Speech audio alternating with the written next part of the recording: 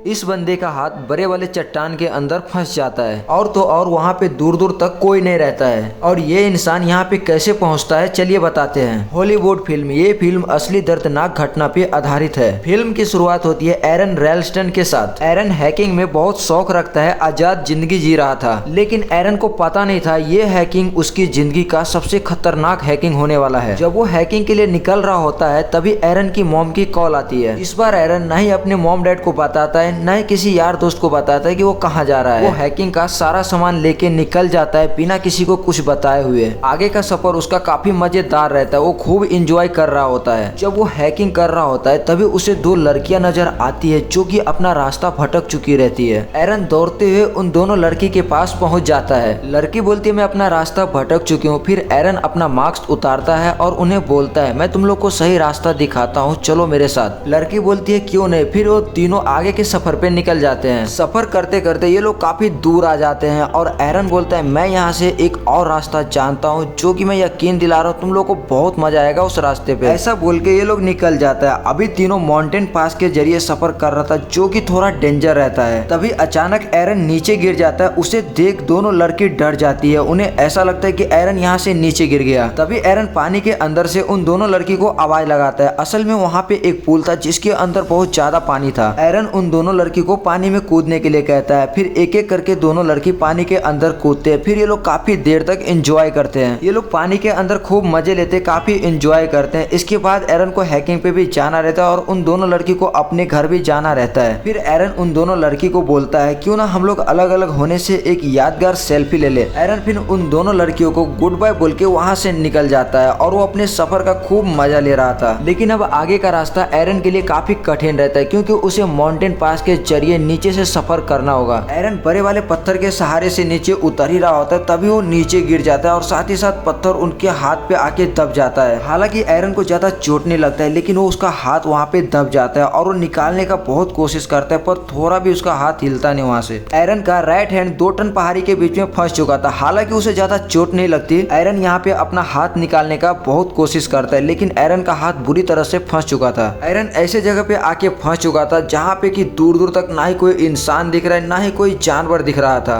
अब यहाँ पे एरन अपना बैग खोलता है और जो भी हैकिंग का सामान था सब बाहर निकालता है क्योंकि उसे जल्दी यहाँ से निकलना होगा, क्योंकि उसे पता था यहाँ पे कोई भी कई महीने तक नहीं आने वाला है। सारा सामान बैग से बाहर निकालता है। उसमें एक छोटा सा चाकू रहता है जो कि एरन का बहुत काम आता है। उस चाकू से चट्टान को तोड़ने का कोशिश करता है पर वो चाकू इतने काम का नहीं था और साथ साथ उसका राइट हैंड फंसा हुआ था, इसलिए लेफ्ट वाले हाथ से ज्यादा ताकत लग नहीं रही थी। लेकिन एरन के साथ एक मुसीबत और खड़ा हो जाता है। वो चाकू एरन के हाथ से नीचे गिर जाता है। चाकू को हाथ से उठाना मुश्किल था क्योंकि एरन जमीन से 1 फीट ऊपर फंसा हुआ था। लेकिन यहाँ पे एरन अपना दिमाग लगा के उस चाकू को उठा लेता है और फिर से पत्थर तोड़ने की कोशिश करता है। अब देखते देखते रात हो जाती है और एरन को यहाँ फंसे हुए काफी घंटे हो चुके थे। एरन को समझ नहीं आ रहा था कि वो वहाँ से बाहर कैसे निकले। फिर अगली सुबह भी हो जाती है। एरन अपना कैमरा ऑन करता है और इसमें रिकॉर्ड करता है मैं यहाँ पे 25 घंटे से फंसा हुआ हूँ और ना ही मेरे पास खाने पीने का ज्यादा सामान है और ना ही मेरे पास पानी भी ज्यादा है और कोई नहीं जानता कि मैं इस वक्त कहाँ हूँ और ना ही मैंने किसी को ये बात बताई कि मैं कहाँ जा रहा हूँ। जब ये सब बात रिकॉर्ड कर रहा होता है तभी उसे ऊपर से किसी की आवाज सुनाई देती है। ये सुन के एरन जोर जोर से चिल्लाने लगता है लेकिन वहाँ पे कोई नहीं रहता। फिर कुछ घंटों के बाद वहाँ पे रात हो जाती है। फिर एरन कुछ खाने लगता है। इसके बाद उसे याद आती है कि आज रात को पार्टी में मुझे उन दोनों लड़की ने इन्वाइट की थी, वहाँ पे जाहिर सी बात है खाने पीने का सामान जरूर होता है। ये इमेजिन करके एरन अपना खाना खा लेता है। देखते देखते 3 दिन हो जाती है और अब एरन के पास कुछ रस्सी वगैरह भी था। उस रस्सी से चट्टान को बांध देता है। जो चट्टान उसके हाथ के ऊपर था और लेफ्ट वाले हाथ से उसको हटाने का कोशिश करता है लेकिन चट्टान इतना ठोस रहता है कि हटता तक नहीं। अब यहाँ पे एरन टूट जाता है। एरन के साथ मुसीबत बढ़ते जा रहा था। अब वो छोटे छोटे चीज के ऊपर भी नोटिस करने लगा था, जैसे एक चील आसमान के ऊपर उड़ रहा है। एरन उस जगह पे ठीक से हिल भी नहीं पा रहा था और तो और वहाँ पे खतरनाक छोटे छोटे कीड़े मकोड़े भी घूम रहे थे। अब यहाँ पे एरन भूख से, प्यास से, ऐसे मोहल्ले से पूरी तरह से परेशान हो चुका था। फिर वो डिसाइड करता है अब वो अपने हाथ को ही काट देगा। ये सोच के अपने ऊपर वाले हिस्से को यानी अपने बाजू को टाइट से बांध देता है। फिर उस छोटे वाले चाकू से अपना हाथ काटने का कोशिश करता है लेकिन पत्थर काटने का कारण उस चाकू का धार खत्म हो चुका था, इसलिए उससे पतला स्किन भी नहीं कट रहा था। अब यहाँ पे एरन घबरा जाता है। फिर वो अपना कैमरा ऑन करता है और उसमें कुछ बातें बताता है कि कभी भी कोई भी सस्ता चाकू या सस्ता सामान नहीं खरीदना जो कि मुसीबत में काम ना आए। ऐसा करते करते ये दिन भी गुजर जाती है और रात हो जाती है। फिर एरन को पुराने दिन याद आने लगते जो कि अपने यार दोस्त मॉम डैड के साथ बिताया हुआ था। वो लोग उन्हें बहुत याद आ रहे थे क्योंकि एरन को यहाँ पे फंसे हुए पूरे 4 दिन हो चुका था। इस बार एरन अपना हाथ काटने का कोशिश नहीं करता है बल्कि चाकू के फ्रंट साइड से ऊपर अपने हाथ पे स्टेप करना शुरू कर देता है। उस चाकू को इतना तेज अंदर गाड़ता है कि वो हड्डी तक पहुंच जाता है और उसका ब्लड निकलना स्टार्ट हो जाता है, पर एरन कुछ नहीं कर पाता। इस तरह से एक दिन और निकल जाती है और अब एरन का हालत खराब होने लगता है। अगर अब यहाँ से नहीं निकला तो नहीं बच पाएगा। फिर एरन सोचता है शायद ये पत्थर पूरी जिंदगी से मेरा ही इंतजार कर रहा था। फिर उस चट्टान पे वो अपना डेट बर्थ लिख देता है। उसके दूसरे दिन एरन को थोड़ा सा होश आता है। फिर उसके फ्यूचर में दिखने लगता है कि एक छोटा बच्चा उसके साथ खेल रहा है जो कि उसका फ्यूचर का सन रहता है। वह सब सीन देख के एरन के अंदर थोड़ा सा पावर आता है। फिर वो अपने हाथ को तोड़ने का कोशिश करता है। ऐसा करके वो अपना हाथ को ही तोड़ लेता है और उस चाकू में भी धार लगा लिया था। फिर धीरे धीरे करके वो अपना हाथ को काटने का कोशिश करता है और वो फाइनली अपने हाथ को सेक्रीफाई करके काट देता है और उस चट्टान से आजाद हो जाता है। अब वहां से निकलने से पहले एरन अपने हाथ का एक पिक्चर भी बनाता है जो हाथ अभी भी उस पत्थर के अंदर फंसा हुआ है। अब एरन वहां से जैसे तैसे करके बाहर निकलता है। फिर उसे एक गड्ढे के अंदर पानी दिखाई देती है। एरन काफी समय से पानी पिया नहीं था, वो जी भर के पानी पीता है। फिर वहां से फटाफट निकलता है। फिर उसे आसमान के ऊपर कुछ चील नजर आती है। उस चील को देख के वो भी अपने आप को आज आजाद समझ रहा था और अभी भी वहां से निकलना मुश्किल था क्योंकि यहाँ पे दूर दूर तक कोई भी दिखाई दे नहीं रही थी, प्लस उसके हाथ का ब्लड भी निकल रहा था। फिर भी एरन अपना हिम्मत नहीं हारता, वो आगे की तरफ बढ़ता रहता है। फिर उसे एक फैमिली दिखती है। उसे देख के एरन जोर जोर से आवाज लगाता है और उन लोगों को हेल्प के लिए बुलाता है। फिर ये लोग एरन के पास दौड़ते हुए आता है। एरन बोलता है मैं यहाँ पे पिछले 6 दिनों से फंसा हूँ, मुझे हेल्प की जरूरत है, प्लीज हेल्प करो। एरन की हालत देख के लोग फटाफट सिक्योरिटी को बुलाता है और वहाँ पे एक हेलीकॉप्टर आता है। फिर हेलीकॉप्टर के जरिए एरन को हॉस्पिटल लेके जाता है। इसके बाद हम लोगों को कुछ देर बाद का सीन दिखाई देता है जिसमें एरन पूरी तरह से ठीक हो चुका था। इस तरह से एरन ने अपना हार ना मानने वाले जज्बे को दिखाया और वहां से निकला। इस तरह से ये फिल्म यहीं पे खत्म हो जाती है। अगली कहानी कौन सी फिल्म पे देखना चाहते हैं कमेंट करके बताएं। Thanks for watching.